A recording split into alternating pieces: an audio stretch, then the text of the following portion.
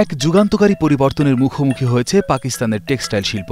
মার্কিন যুক্তরাষ্ট্র পাকিস্তানি পণ্যের ওপর আমদানি শুল্ক ২৯% থেকে কমিয়ে ১৯% করেছে, যা দেশটির অর্থনীতির জন্য এক বিশাল সুখবর।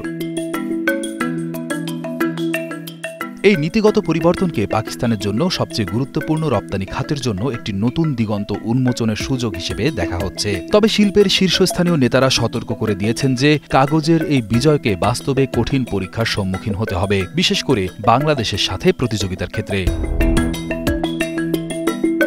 নতুন এই শুল্ক হার পাকিস্তানকে একটি সুবিধাজনক অবস্থানে নিয়ে গেছে, যা বাংলাদেশের ২০% শুল্কের চেয়ে সামান্য ভালো এবং ভারতের ২৫% শুল্কের চেয়ে অনেক বেশি সুবিধাজনক। একজন শীর্ষ নির্বাহী কর্মকর্তার মতে দীর্ঘমেয়াদে এই সুবিধা পাকিস্তানের জন্য অত্যন্ত লাভজনক হবে।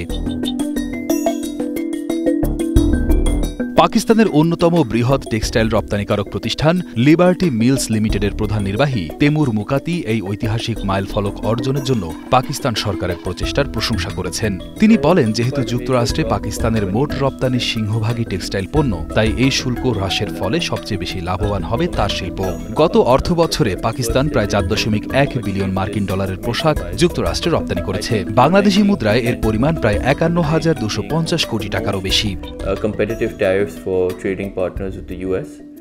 তেমুর মুকাতি দাবি করেন, শুধুমাত্র শুল্কের হার দিয়ে পুরো চিত্র বোঝা যাবে না। যদিও পাকিস্তান এখন বাংলাদেশের চেয়ে ১% শুল্ক সুবিধা পাচ্ছে, প্রতিযোগিতা এর চেয়েও অনেক বেশি কিছু নিয়ে। তিনি বলেন, অন্যান্য গুরুত্বপূর্ণ ক্ষেত্রে বাংলাদেশ পাকিস্তানের চেয়ে অনেক এগিয়ে আছে। উদাহরণস্বরূপ, বাংলাদেশের শ্রমিকদের বেতন ও মজুরি পাকিস্তানের তুলনায় উল্লেখযোগ্যভাবে কম, যা উৎপাদন খরচ অনেকাংশে কমিয়ে দেয়। এছাড়া বাংলাদেশের ব্যবসায়ীরা কম সুদের ঋণ, গ্যাস, বিদ্যুৎ এবং পানির মতো পরিষেবাগুলো অনেক কম খরচে পেয়ে থাকেন।